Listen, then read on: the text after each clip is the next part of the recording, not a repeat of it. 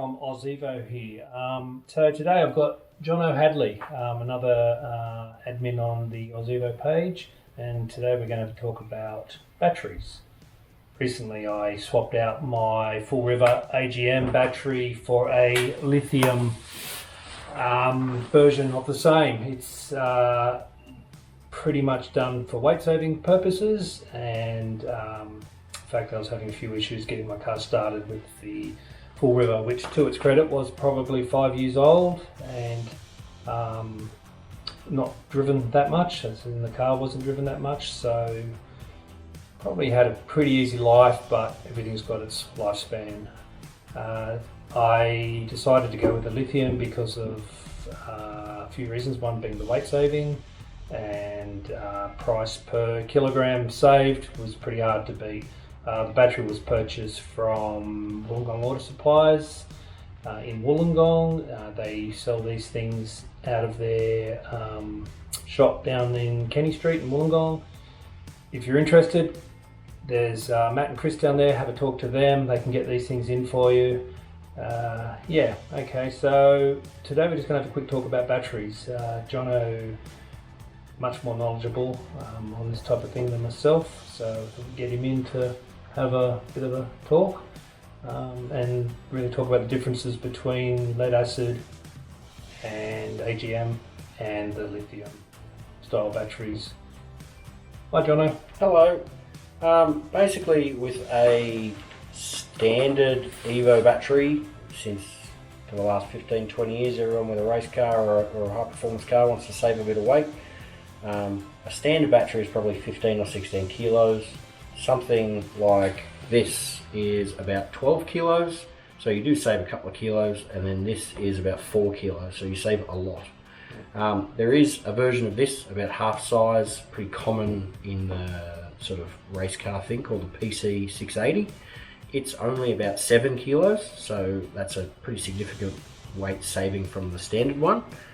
However, what you give up in weight, you also give up in physical capacity, so it cannot run electronics for as long. It will still start the car, but as a daily driver or a car that sits in the garage for 2 weeks, 3 weeks, 4 weeks at a time, it will discharge twice as fast because it has no capacity behind it. So the advantage of the lithium is it retains the capacity, it retains the cranking ability for the battery to start, and you save the weight.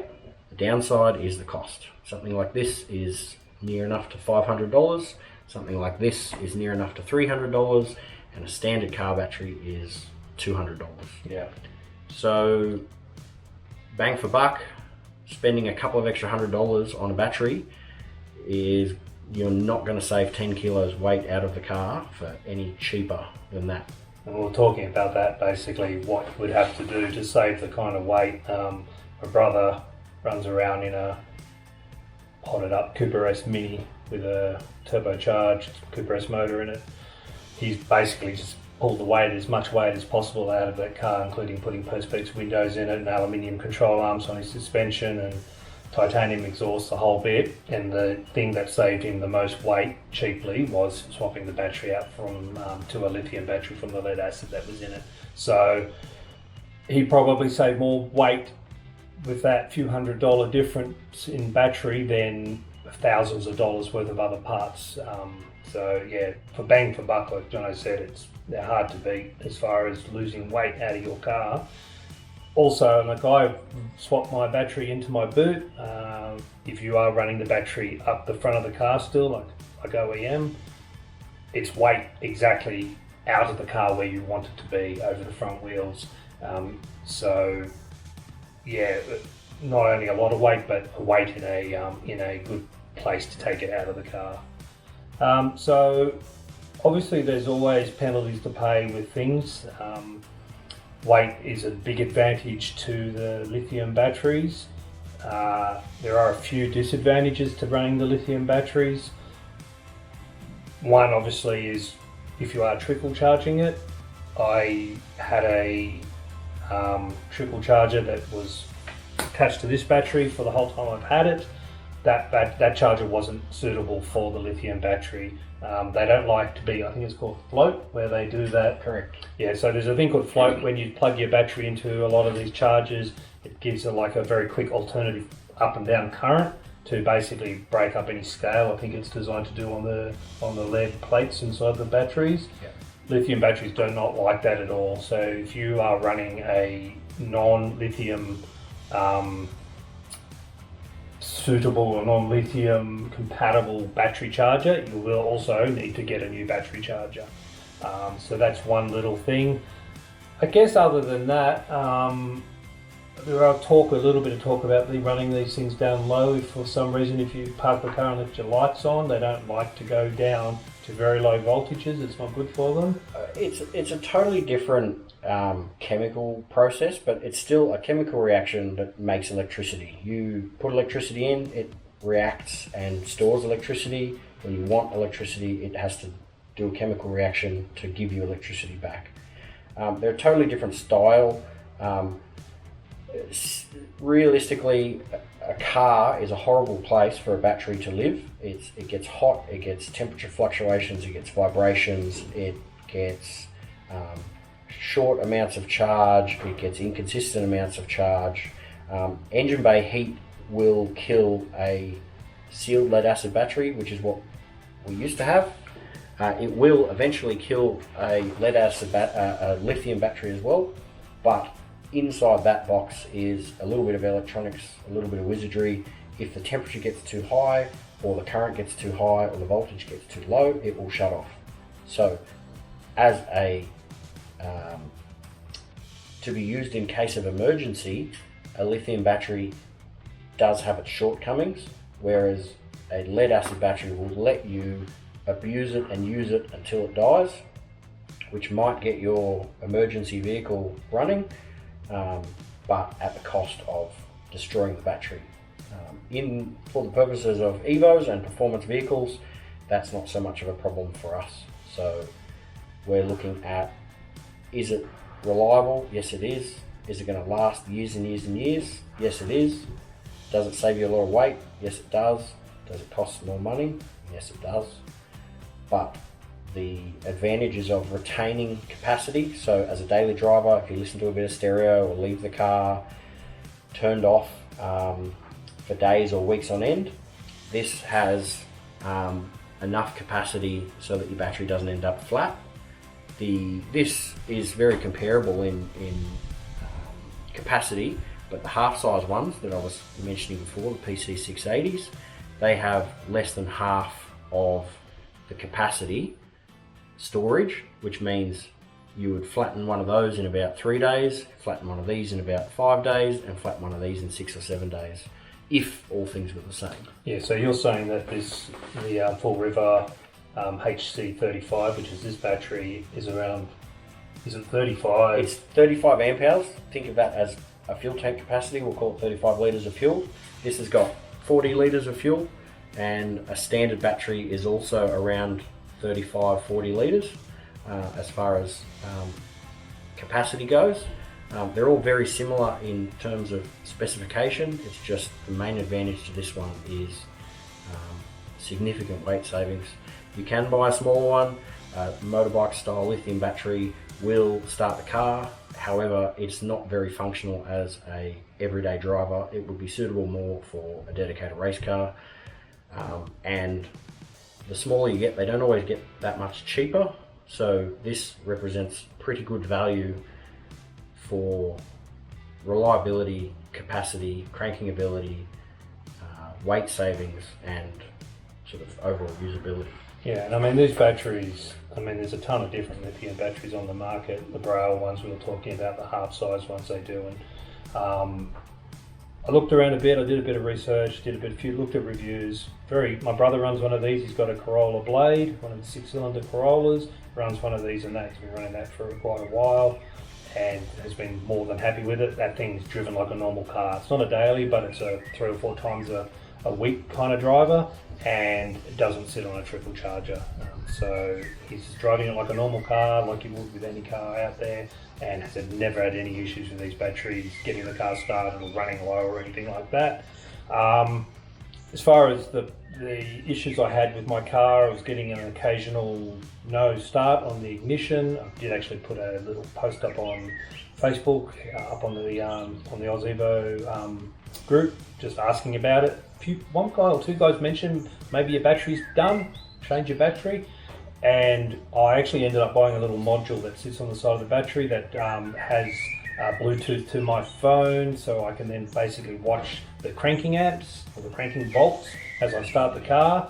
And this battery here at 5 years was dropping down to around 7.5 volts. Sometimes that would be enough to start the car, and sometimes it wouldn't be. And occasionally I got caught out in the middle of nowhere, turn the car off, go and look at a lookout or something, get back in the car and have nothing. The ignition would come on and I'd get my dash lights, but there would be no start at all happening. I would leave it for half an hour, mucking around with it, and then it would start up like nothing was wrong with it. It was doing my head in a little bit.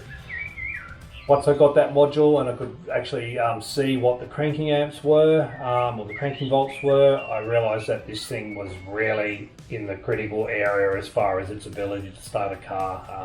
So it had pretty much done its job over that period, but it was had run out of lifespan, I guess.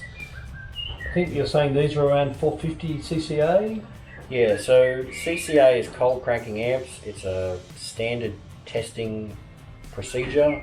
It's tested at minus 18 degrees for people who live in snowy areas. When it's 25 degrees outside, the battery is going to perform better. It's a chemical reaction. When it's really cold, it will not perform well. The lithiums work in a broader range, have a more consistent output across a wider range of temperatures, but similarly, really cold temperatures will affect both battery types, and in Australia at least, on the east coast, where temperatures are generally pretty mild compared to other parts of the world, it's much of a non-issue.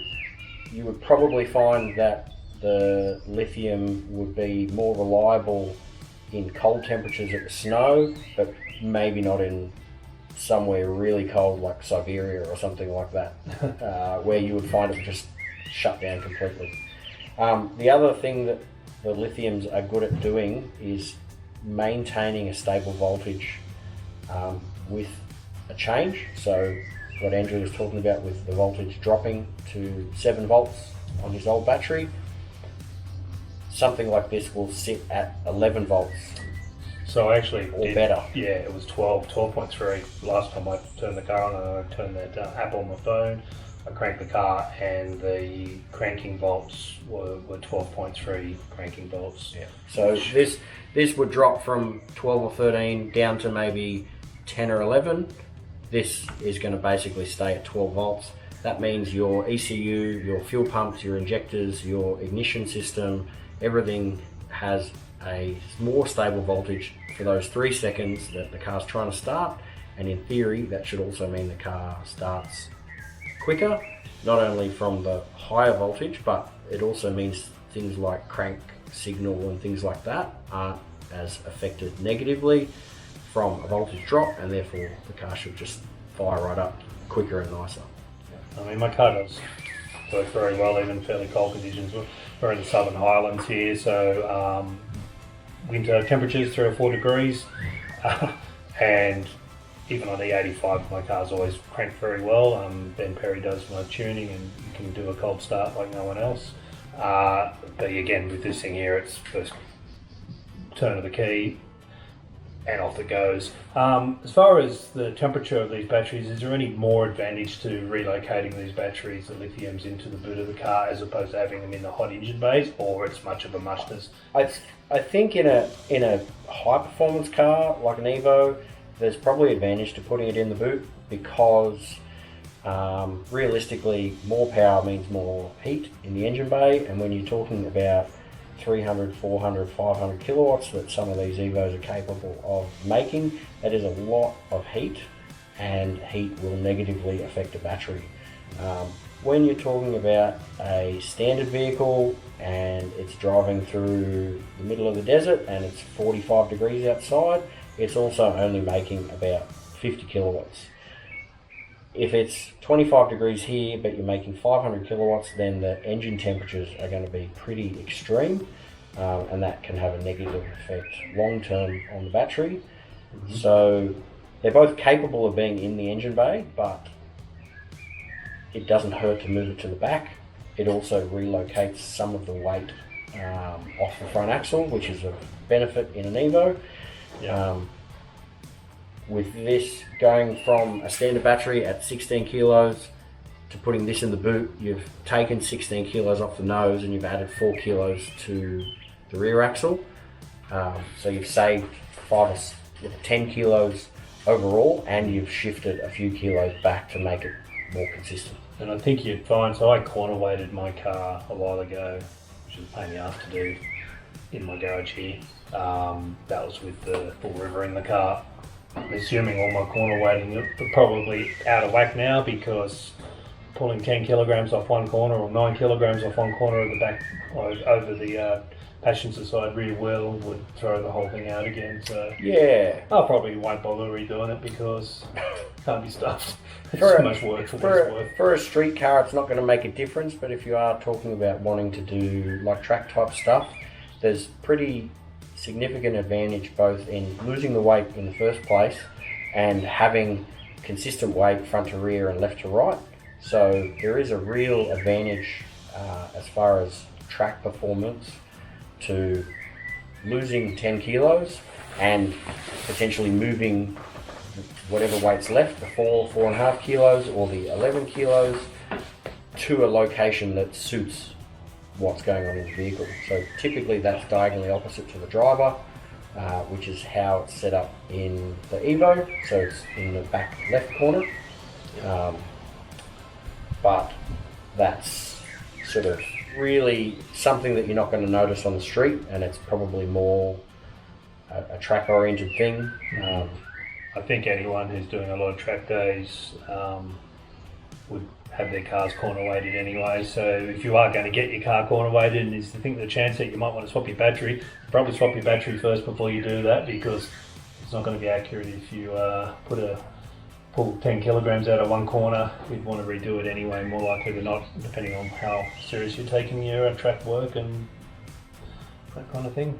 Anyway, I guess that's about it. I guess, yeah, for me, like I said, I think the advantages, I mean, the way I look at it, I had to buy a new battery anyway.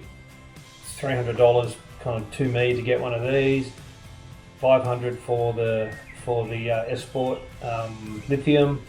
For $200, it's nothing you're going to do to your car. For $200, it's going to pull 10 kilograms out of it. It's. I mean, you can pull the seats and stuff out, but you can still do that if you're really seriously into saving weight. But as far as removing some component of the car that you need to replace with some other component of the car, 10 kilograms is a lot of weight. You would spend thousands on wheels to get that kind of weight out of your wheels. Brake rotors, you know, it's just not possible to pull that kind of weight out easily without spending an absolute fortune with carbon discs or some crazy stuff. So yeah, so like I said, purchase these from Wollongong Water Supplies. Matt and Chris, who work there, know the page. Evo owners, or one had an Evo, Chris had the Evo. Yep. But these guys know their stuff as far as these things go. They will look after you for price, because they're probably the cheapest place in Australia to buy car parts from, I would suggest. And yeah, I did mention I was going to make up this video, so if anyone's interested in picking one of these up, give them a ring down there and have a talk, and they'll sort something out for you. Yeah, that's it. Thanks, Jono. Thanks, buddy. Okay, mate, we'll talk to you guys next time we talk to you. Thanks.